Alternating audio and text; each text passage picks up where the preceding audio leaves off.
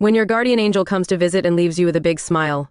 Nothing better. Lida's new mission is Healing Angel. Simply put, it's the same advantages a nanny has over a caregiver or babysitter. Stay tuned for more info.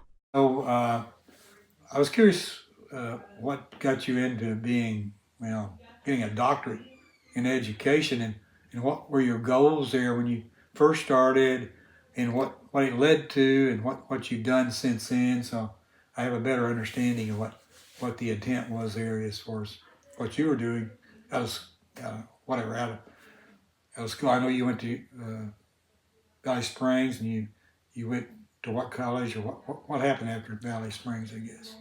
Well, I enrolled in religious studies at the University of Colorado at Boulder because I really wanted to be a Bible teacher and wanted to start there, Okay. teach the Bible.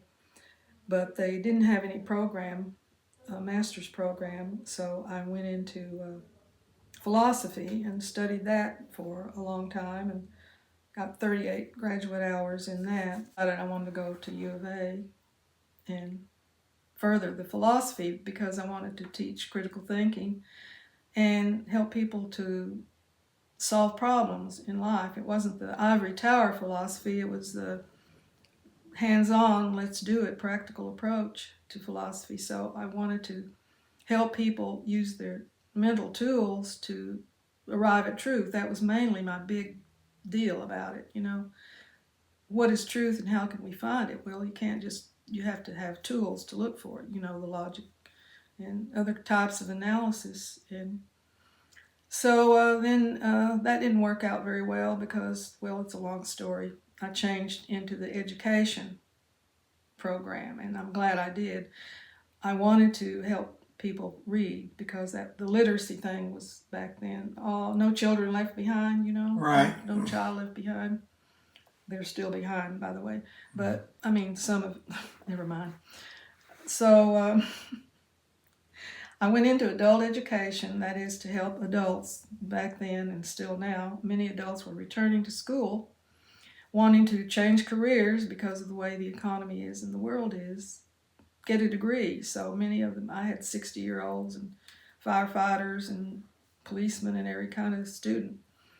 So I developed a reading and writing program, 100% online, down at Southern Arkansas University Tech, and it was the best thing I ever did as far as getting me in the door to be able to do what I wanted to do, which is help people think and solve problems and live a happy life. That was really my goal. And I'm still doing that, but now I want to get out of academia and get into helping people with disabilities think and critically analyze their situation so they'll be happier. Yeah. You see a lot of problems in being able to do that, or is it something you fear that the way I've been kind of on both sides of the fence of this, and as I said, Right. I wasn't very good before I had disabilities, although I had a daughter that had a birth defect, and we've kind of we've kind of built on that, Uh-huh. and understand the issues that she's had, because everybody uh, she has a special kind of disability, orofacial digital syndrome, but everybody will take the appearance and say she maybe has Down syndrome, and there's nothing wrong with whatever you have. Is just being misdiagnosed, because you get put into a category, and it's hard to ever get out of that category. Misdiagnosed and not ever heard, I might add. Yeah, I know it's a Not seen, not thought about. Okay, as one correction there is that Christy was properly diagnosed almost immediately at the hospital in Lexington, Kentucky. But the problem was that nobody, as far as potential employers and even people that were around her, understood the differences. So I'm talking about being misdiagnosed by potential employers. She wanted to work at Head Start. She wanted to do a lot of things that she wasn't. She was put in the job channel, I guess, and then quickly removed because she didn't look exactly like they thought she should. But although she had gone to up into Indian Hills and Iowa for training and had done well. So that's the only point I'm trying to make there. Yeah. Especially if you're imprisoned in a facility that you can't get out of. Yeah, that's what where I'm going on this is that you can build yourself kind of a, I don't know, you can be in a fort, or you can be in a thing where you think you're being protected, but all you're doing is just making yourself worse, in the sense that you fail to communicate, you fail to keep active in looking for better ways to do things, and communicate, or whether it's just being active. So I know that that's something you've been able to see from academia, but also from the application, which I kind of say in a way it's the people that do more of I don't know, babysitting, or being a nanny in just a world that people understand, is that sometimes you have to have a person that is more thorough in what they do. Thorough, yeah. Be thorough and look at things that might be used to help them.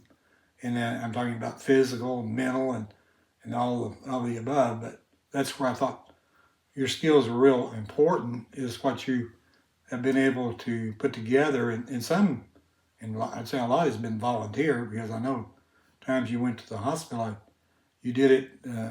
And again, when somebody like my brother was visited, I can't thank you enough for what you did, because I just didn't have enough understanding myself, or didn't take the time to appreciate that situation. And I know people like yourself that's trained in those things were taking time to do it. So that's why I wanted to make sure that message gets out there. Well, Herb, it's the empathy that you feel for them.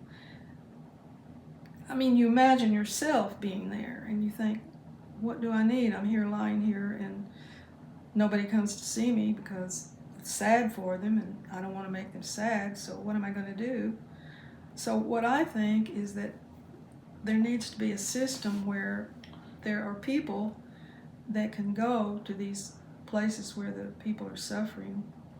Maybe they've been told they're never going to get out, and so they're just there, and they're wondering who they are and what they're here to do, and if they even have a mission or a purpose. And then they just spiral down to a meaningless life, even though they have faith and know that, it's wrong to just wish you would die, but sometimes you don't want to die and you don't want to live, and there's no middle place. So I'm looking for that middle place, a place to see a person, actually, what I mean, see the soul of the person, talk to the person, and just really genuinely, it's called genuine warmth and empathy. It's one of the things I learned in social welfare interviewing. Show a genuine warmth and empathy, and the person can feel it. That's all you have to do. Really want to know who the person is, and hold their hand, and just communicate. Yeah, that's Be happy.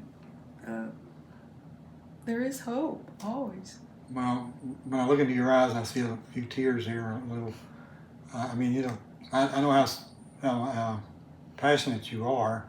Well, I want to help people who are in the nursing homes suffering, and the medical community isn't up on the latest treatments, and so people lie there and suffer, and few people see them.